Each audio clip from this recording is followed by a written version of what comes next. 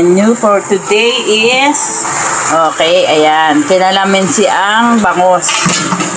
Pinaasimang bangus. Pinasabawan ko sa, sinabawan ko. Tapos, magtatorta ako ng dulong. Ayan, tortang dulong. Ayan, ayan. Tapos, yung aking alugbati naman ay galing sa aking tanim. Alugbati at saka talbos kamote. Ayan yung bangus. Baka sabihin nyo, ginodyo ko kayo. Ito yung tanim kong alugbati. Ayan, yung tanim ko, mga talbos. Ayan, talbos. Talbos. Diyan ako kumukuha ng mga pananglalagay ko sa ulam.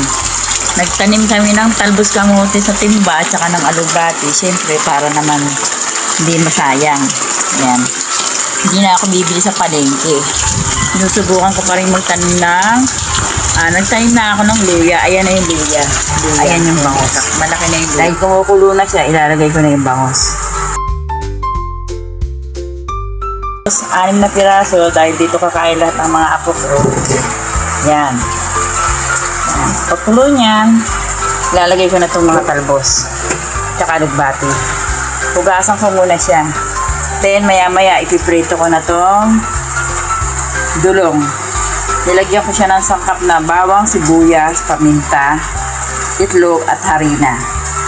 Okay guys, balikan ko kayo ha. Okay guys, ito naman yung aking dulong. Nagtorta ako ng dulong, kapartner ng sinigang na bango sa kalamansi. Ayan.